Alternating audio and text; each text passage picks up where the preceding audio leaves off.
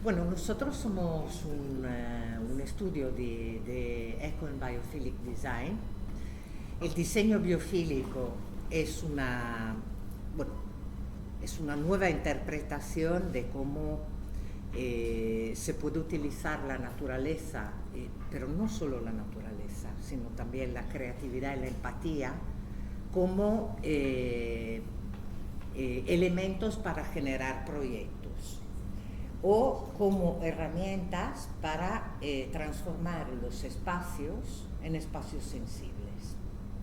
Entonces, cuando empezamos con Denis hace 13 años,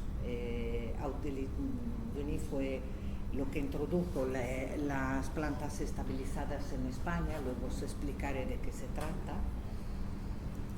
Supimos que no se trataba de llenar las paredes de musgo, que no era un tema cuantitativo, sino que teníamos que trabajar con otros elementos, ¿no? Entonces, la inspiración que te puede dar las plantas, los colores. Yo soy italiana, soy veneciana, entonces para mí el color nunca ha sido un tinte, sino ha sido más bien una atmósfera, ¿no? Venecia, la reverberación de los mosaicos y de los movimientos del agua convierten el color en algo que está en movimiento, no es algo estático, ¿no? Entonces, cuando empezamos haciendo nuestros jardines, intuimos que igual era posible componerlos a través del color, por ejemplo. Y claro, estamos hablando de solo con las tonalidades de verde, los matices de verde, ya es posible crear algo absolutamente tridimensional y donde la mirada se puede perder. ¿Por qué las plantas estabilizadas? Las plantas estabilizadas son plantas que no requieren ni agua ni luz, que han pasado por un tratamiento que quita la savia de la planta, la sustituye con una mezcla a base de glicerina. Y también con un tema de pigmentos, porque participamos en una exposición y vimos que de los X árboles que habían traído para la exposición murieron todos durante la exposición. Entonces nosotros trabajamos también con elementos naturales para exteriores, pero para nosotros no es sostenible hacer un muro vegetal con plantas naturales en interiores, porque lo que se gastaría para iluminar convenientemente el jardín a nivel energético y toda una serie de cosas harían que este proyecto no. Entonces, en este caso utilizamos las plantas preservadas. ¿Y cómo le devolvemos la creatividad a este tipo de plantas? Se la devolvemos a través de un planteamiento absolutamente artístico, ¿no? Hemos visto el tema del color, hemos visto el tema del paisaje, en el sentido que muchos de nuestros jardines no son metros cuadrados de musgo, sino son auténticos paisajes para interiores, donde hay distintas escalas a la vez, donde es posible, y estamos contentísimos porque las últimas puertas abiertas con el público que ha venido a ver nuestros jardines en nuestro taller o en nuestro estudio, han entendido perfectamente que se trata, entre comillas, de un proyecto absolutamente sinestésico, donde no hay solo el tema del visual, ¿no?, del jardín, sino también el olor. Hay algunas plantas que siguen oliendo, por ejemplo, hay especies de eucaliptos que siguen oliendo a eucalipto. Para quien es más sensible, cada pigmento también, si uno es especialmente sensible, tiene una reacción distinta en la planta. Lo vemos con los líquenes. Tenemos un mandala hecho con líquenes nórdicos preservados y bueno, las personas más sensibles notan que dentro de esta textura, tocando ciertos colores, hay una textura distinta, ¿no? Entonces hay también un elemento como táctil, ¿no? Que la gente dice, ¿puedo tocar? Y siempre le contestamos, con amor. Si tocas con amor, puedes hacerlo, ¿no? Y cuando vienen los niños a nuestro taller, siempre, evidentemente, quieren tocar, ¿no? Pero siempre lo tocan, hemos visto raras veces, hemos visto más en los adultos, ¿no? La cosa de arrancar nos ha pasado en distintas ferias, ¿no? Donde hemos estado. Yo pillé un señor que estaba arrancando con una violencia absoluta un musgo, y bueno, ¿por qué? Porque luego al final, ¿qué hace con el musgo arrancado y medio roto y con el pegamento? Pero hay como a veces, ¿no? Una actitud casi agresiva, ¿no? Pero una pregunta, ¿las plantas están vivas? No están más vivas. Mira, nosotros utilizamos distintas técnicas también, ¿no? O sea, las plantas preservadas o estabilizadas son plantas naturales que cuando se recolectan, después se las trata con glicerina. Sí, una técnica antiguísima. Es muy antigua, o sea, es como, entre comillas, momificar una planta. Como el Museo de Ciencias Naturales. Sí. ¿No? Una vez que la planta efectivamente ha absorbido esta glicerina, a la glicerina se le añade algo de pigmento de color porque no hay más fotosíntesis, ¿vale? Y las plantas, cuando llevamos 13 años de experiencia y tenemos jardines verticales en el interior realizados con estas técnicas de plantas que llevan 13 años, durante cuales no hemos cambiado. Sí, una vez hemos intervenido para hacer un poco un revamp del jardín porque quería otros teníamos. colores el güey. Pero bueno, ahí también a nivel de, hablamos siempre de sostenibilidad, tal y cual, a nivel de interior, hay que saber que 2 plantas de cada 3 que se compran van a la basura antes de un mes, ¿vale? Los 2/3 de las plantas que se compran, que se venden, van a la basura a cabo de un mes. Exceso de riego, ausencia de riego, y después en muchos sitios interiores no hay luz, ¿no? Como lo comentaba Claudia, ¿no? Conclusión, a un momento dado la gente dice, te has cargado una planta. He salvado miles a lo largo de los años. Vas a las oficinas nuevas últimamente, o en cualquier lugar, hay quetías magníficas, espectaculares. Aguantan 3 meses, ¿no? O ponen plantas de plástico. Pero hay alternativa al plástico justamente, ¿no? La planta preservada, efectivamente, hay una variedad muy grande de plantas. Hasta podemos tener palmeras, por ejemplo, hojas de palmeras pero grandes, o sea, hasta de 2 metros, de la washingtonia, de la fénix, de la que quieras. Una vez que esta rama está estabilizada correctamente, te aguanta 15 años, 20 años y no requiere más tratamiento. Sí, Efectivamente, nuestros elementos, que son muy diversos, hay muchísima variedad. Nosotros tenemos proveedores un poco por toda Europa, o sea, vamos seleccionando también, ¿no? Buscando también pequeños proveedores que tengan producciones sostenibles. O sea, no es que vayamos arrancando los musgos en los bosques, ¿no? O sea, está todo bastante controlado. Y las plantas preservadas, efectivamente, bueno, yo hace 3 años no venía de este mundo ni para nada, no soy ni paisajista ni nada del estilo, ¿no? Un mundo totalmente distinto porque me aburría a más alto nivel, ¿no? De nuevas tecnologías justamente. Y en conclusión, pues con estas plantas nos permite poner elemento vegetal orgánico en interior con éxito. ¿Por qué? Porque lo que instalamos es para muy largo plazo. Hemos instalado jardines verticales con plantas vivas en exterior también, o sea, podemos enseñar, no hay problema, pero muchas veces también el cliente dice, yo quiero un jardín vertical con plantas vivas en interior, como le comentaba. No hay condición de luz.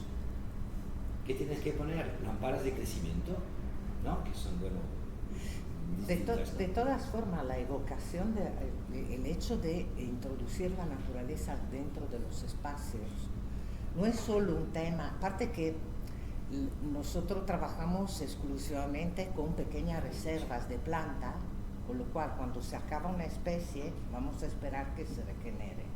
O sea, utilizamos exclusivamente pegamentos naturales. ¿Por qué? Porque los pegamentos naturales con las plantas estabilizadas hacen que el jardín dure más en el tiempo, no se resecan, no se retraen. Los soportes que utilizamos también son...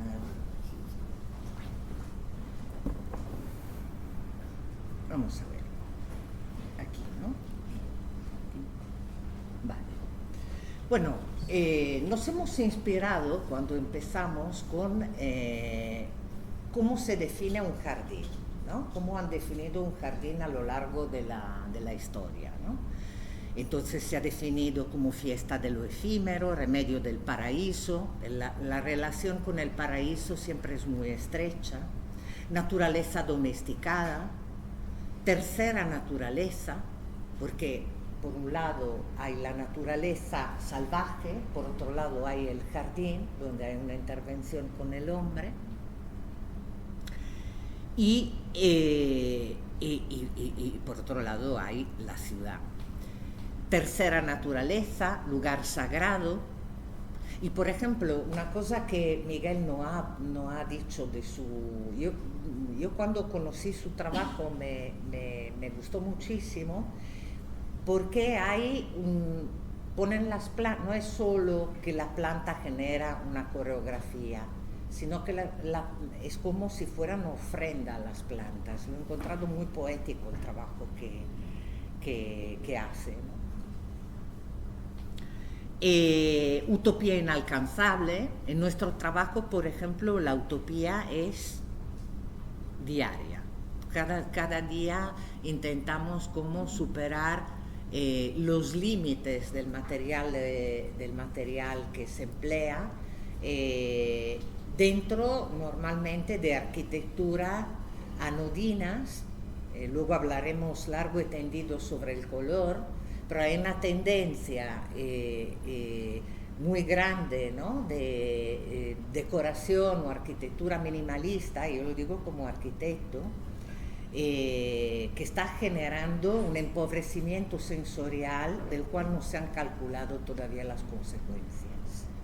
Yo cada año voy a un convenio internacional de arquitectura con el tema del color, porque estoy intentando hacer entender a mis colegas que este utilizo del color que se está haciendo hoy en día es nefasto para la salud mental de las personas que habitan estos espacios. Y también para decir que ningún color es neutro, o sea, que se tranquilice todo, no existen colores neutros, cada color tiene una influencia y genera reacciones. Bueno, hemos hablado, ¿no? Bueno, de todas formas, hemos hablado de estas pinceladas de cómo los filósofos han definido el jardín. Es también en su significado, ¿no? El jardín es siempre algo que tiene un límite, que tiene como algo que lo contiene, ¿no? No existen jardines sin bordes.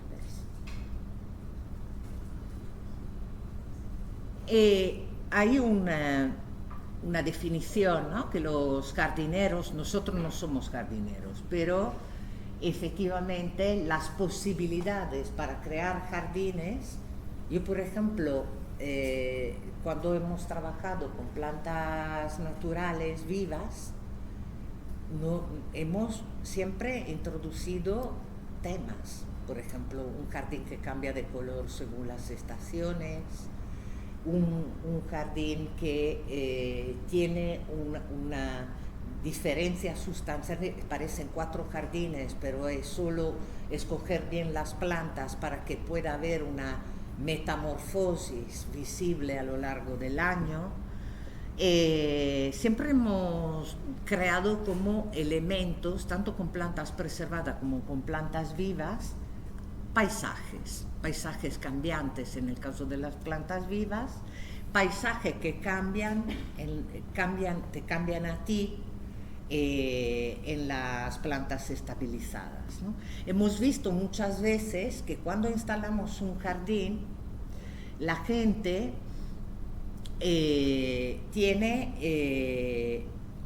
al principio lo ve todo verde y luego después de unos días ve cómo el jardín tiene distintos matices. Entonces tiene como la percepción que el jardín no es una moqueta monótona, sino que tiene muchísimos matices. Entonces tiene el miedo que el jardín se esté secando, ¿no?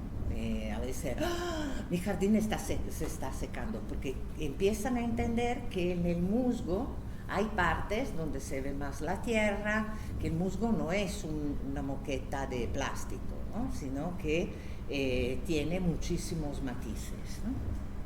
Esto, por ejemplo, es un jardín donde hemos introducido cajas de luz con orquídeas o otras flores estabilizadas que, claro, al tener backlight, tener la luz detrás, transparentan y parecen como cosas de cristal, pero son cajas de luz. Además, las plantas preservadas aquí no sufren porque el LED detrás es como frío, entonces no hay, ¿no? Estos son algunos de los musgos que hemos utilizado. Por ejemplo, esto es un bajo relieve que hicimos para un hotel. ¿Te acuerdas? Y nada, aquí trabajamos con las distintas alturas del líquen, ¿no? Con lo cual es realmente un trabajo grande que sigue bastante bien conservado. Fue el primer trabajo que hicimos. A la época trabajamos en casa, con lo cual teníamos el musgo hasta en el baño. Esto, por ejemplo, es un jardín que se llama Arabesque, es como todo que hicimos en un espacio improbable, pero que era como el lugar donde las personas que trabajaban en este espacio iban a descansar, ¿no? Entonces había una serie de sofás, entonces la gente sentada miraba al jardín y, claro, al principio no lo ven, es curioso, pero no ven los colores.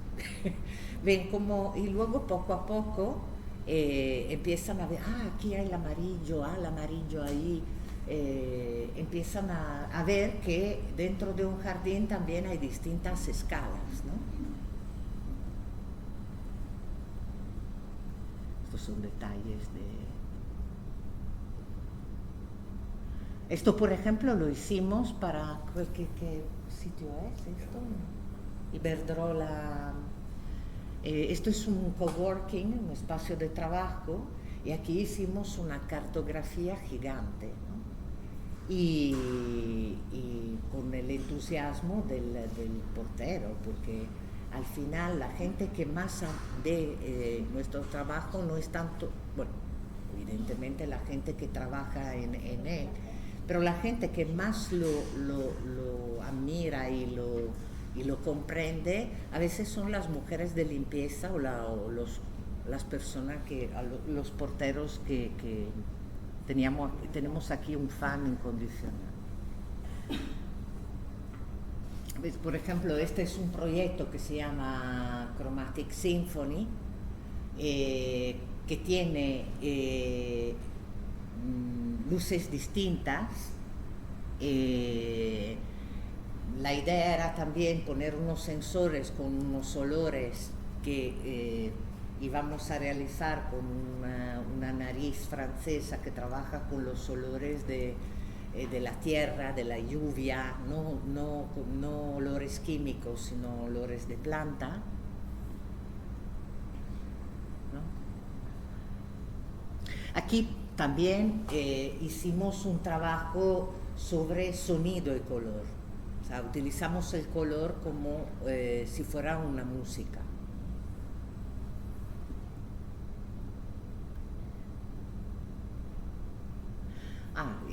Esto cuando empezamos hicimos una exposición que se llamaba Les Organiques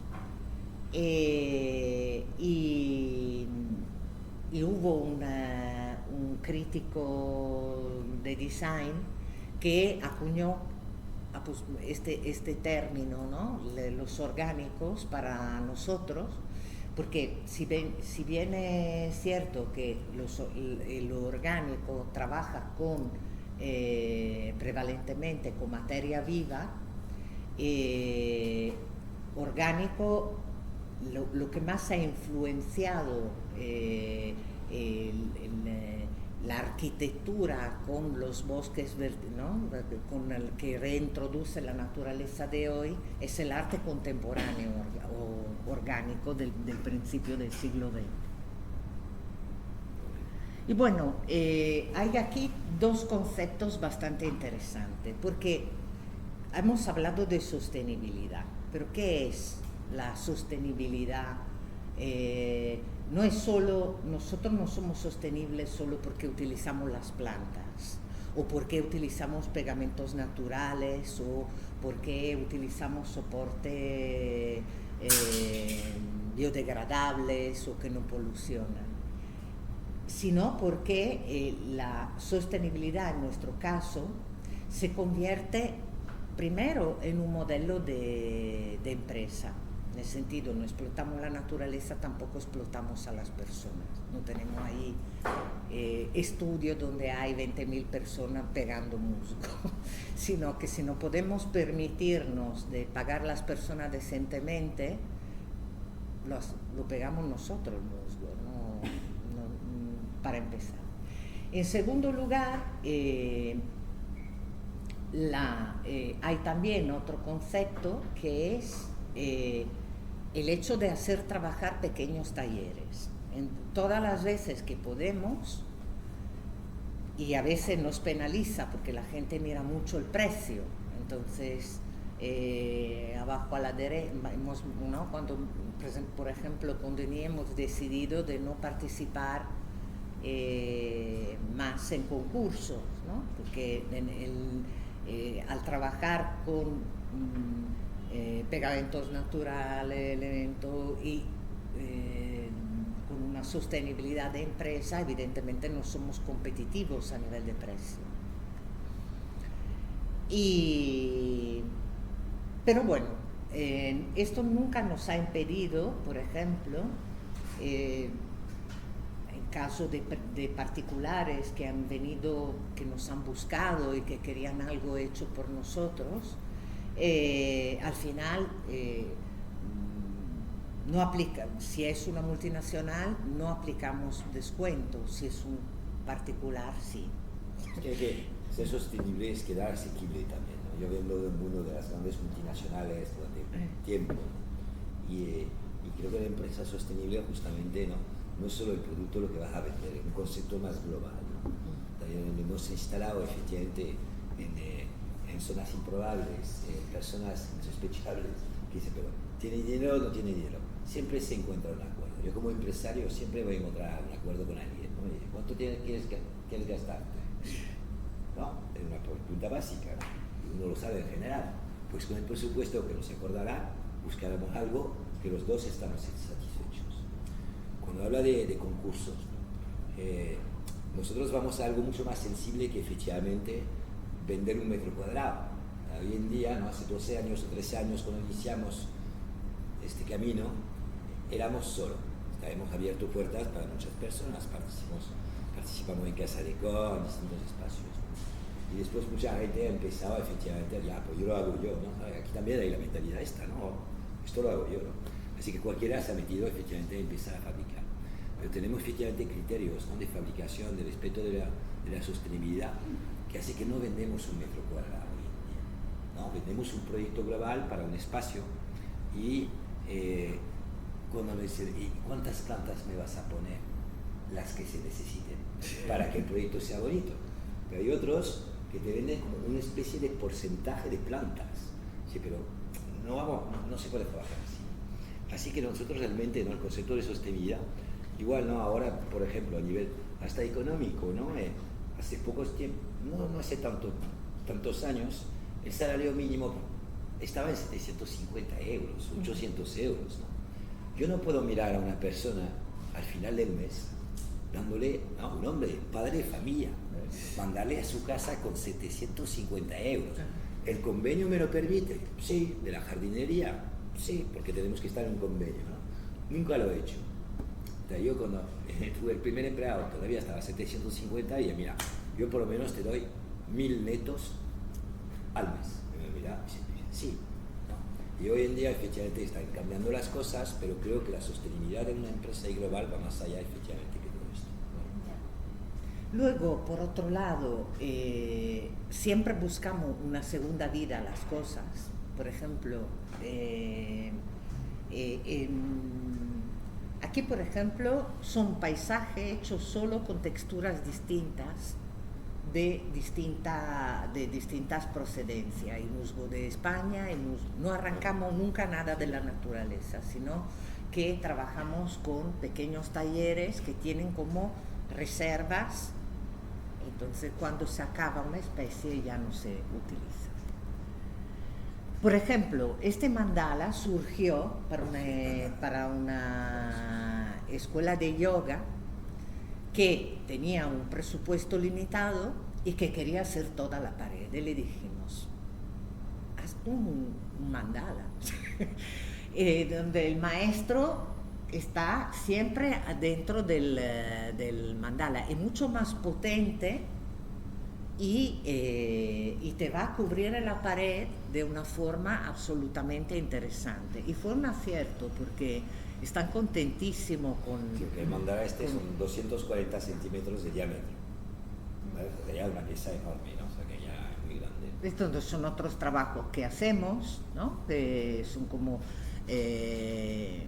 esto lo he llamado Cosmic Garden, ¿no? Es como un bajo relieve que se puede leer de una forma distinta según la escala, dentro de un marco redondo. Estas son otras cosas que hacemos, ¿no? De mundos personalizados con elementos orgánicos y cajas de luz, pero dentro del jardín, ¿no?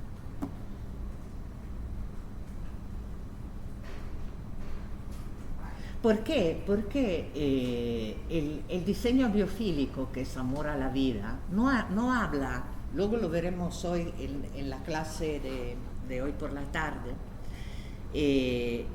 todo el mundo lo asocia con la naturaleza, mientras que el diseño biofílico va más allá de la naturaleza, en el sentido que intenta vivificar el espacio a través de una canalización correcta de las emociones, que puede darse con recorridos donde la naturaleza esté presente, pero no es la única forma. De hecho, se puede hacer perfectamente una arquitectura biofílica dando una visión de la naturaleza no literal, no sé si me explico. No es solo poner las plantas en las esquinas, sino utilizando la naturaleza como elemento inspirador y llevándola en el interior, se puede reproducir la complejidad de la naturaleza en el interior con el objetivo de que las personas que viven en estos espacios se sientan a gusto, se sientan cómodas, se sientan que pueden hay espacio dentro de esta arquitectura donde se puedan refugiar. Bueno, estos son algunos de nuestros jardines con espejo. Esto era la catedral vegetal que hicimos para Casa Decor, que era un biombo doble faz, doble cara, que tiene una parte verde y luego una parte que luego lo veremos hoy por la tarde. Estos son como columnas de vegetación que hemos utilizado como biombos en oficina. En Indra hay estas cortinas, ¿no? Que se pueden además esculpir, moldear, se puede realmente cambiar la configuración. Se dice, ¿no? El concepto esto del combinar naturaleza y jardín en este caso y felicidad existe desde el proverbio chino este, ¿no? Que dice: si quieres ser feliz un día, bebe una hora, bebe un vaso de vino. Si quieres ser feliz un día, cásate. Si quieres ser feliz toda la vida, crea y cuida un jardín, ¿no?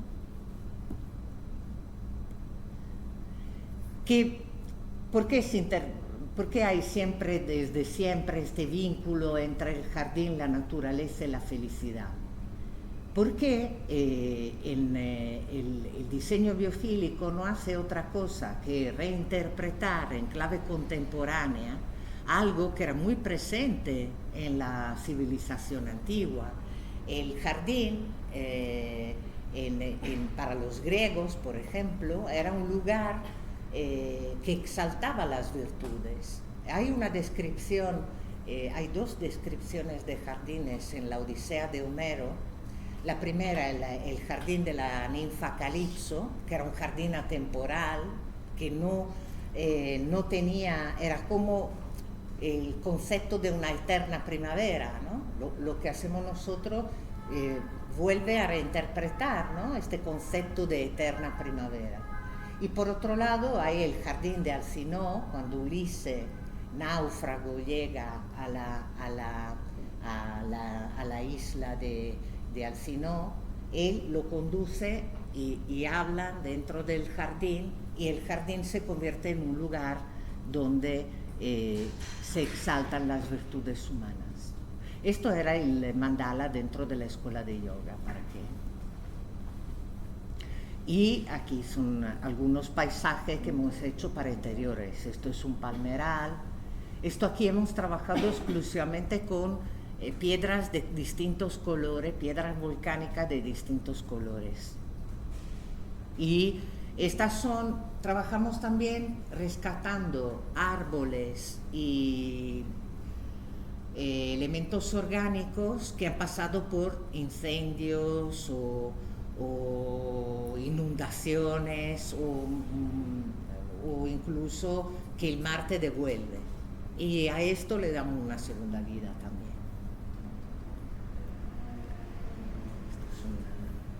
Entonces hemos visto sostenibilidad, no solo por esto que hemos hablado de la naturaleza, sino sostenibilidad como modelo de empresa y sostenibilidad emocional. Y luego veremos hoy por la tarde con el color. Aquí hemos puesto un poquito de estampa, donde cada año desarrollábamos una pieza. Estos son mesas con jardines en su interior. Estos son un trabajo que hicimos en colaboración con Banda Romano, que son las alfombras voladoras. En las alfombras voladoras hemos combinado, hemos utilizado una red, y dentro de esta red hemos puesto como elementos orgánicos. Ella trabaja con el PET, hace estos anillos que son muy ligeros, entonces hay un elemento de reciclaje. Y luego dentro de estos mundos que ella ha creado hemos insertado también elementos naturales. Esto era como la alfombra voladora, que es muy ligera a la vez y crea también, proyecta texturas, ¿no?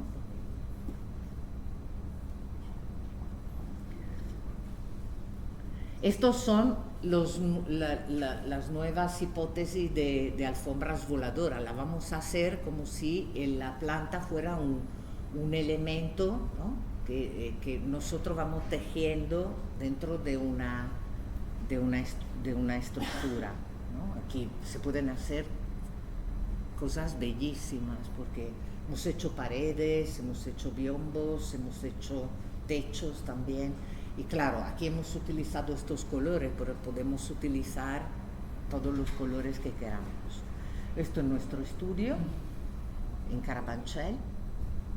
Esto es el trabajo que inspiró Miguel cuando hizo las últimas creaciones con, ¿no? Que es un jardín totalmente sinestésico. Y hubo una persona, cuando hubo el festival, me parece que era Cruza Carabanchel, y encontré una persona sinestésica como yo, y lo entendió perfectamente, e incluso adivinó la música. Así que, fantástico. Y aquí, bueno, esto es un poco, ¿no? Esto era un trabajo que hicimos para un experimento terapéutico, era como para un estudio que se llama DidiDoc, que tiene sede en Ámsterdam. Ellos querían trabajar con este concepto de design terapéutico, entonces para ello hicimos este gran mandala utilizando líquenes y flores. Pero aquí os daréis cuenta del trabajo, porque la gente lo ve así y dice, bueno, pero hay mucho trabajo detrás, ¿no? Aquí, por ejemplo, hemos utilizado lo que los floristas desechan, que son estas espumas, bueno, la hemos recortado. Hoy, por ejemplo, vamos a utilizarla también en algunos jardines de Adonis porque le dan como relieve al jardín. Luego de Nikon, que tiene una manualidad impresionante, moldea bien todos los relieves.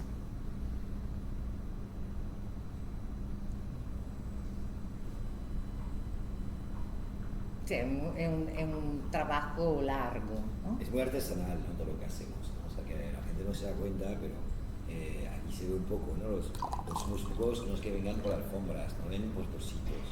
Hay que preparar, limpiar,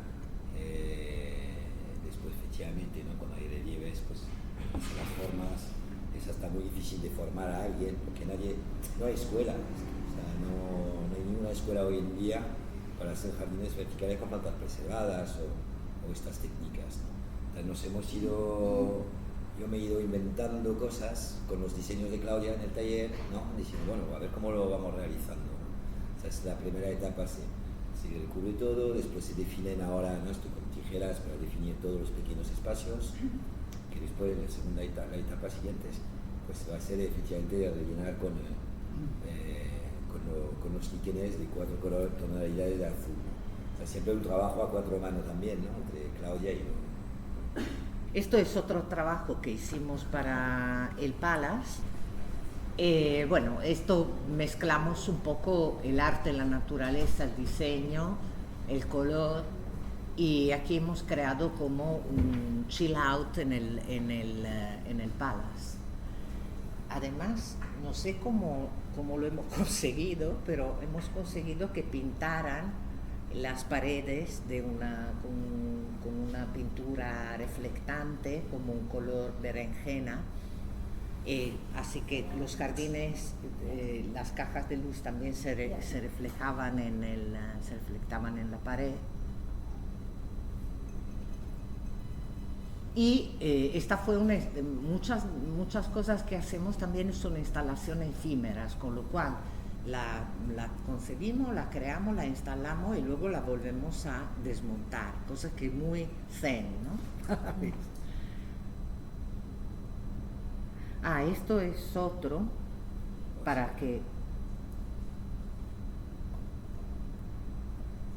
otro time lapse del montaje del Palace. Era así. Bueno, aquí ya lo habían pintado.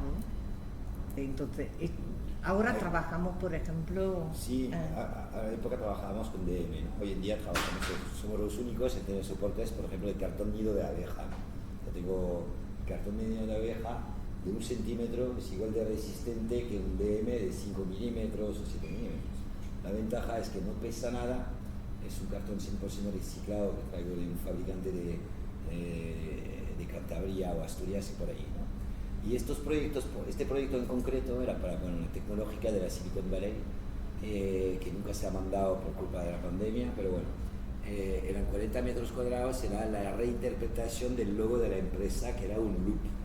En este caso, como tenemos que trabajar ya con más definición, efectivamente hacemos una impresión previa para realmente respetar un diseño, ¿no? Y se va recortando, después se crean los volúmenes efectivamente con todas estas formas. Normalmente pedimos mucha libertad al cliente, ¿no? ¿Por qué? Porque lo que pasa es que pretenden ver el cuadro antes de que esté pintado. Sí, a veces, sobre todo las multinacionales que pretenden un control absoluto de la creatividad, entonces quieren un boceto o quieren, por eso a veces estamos obligados a... Bueno, esto es un poco para esto, Denis que duerme en el loop porque no teníamos ni 1 metro cuadrado disponible en el espacio, entonces pues... Bueno, está bien, vale, voy a poder quitarla. Escape.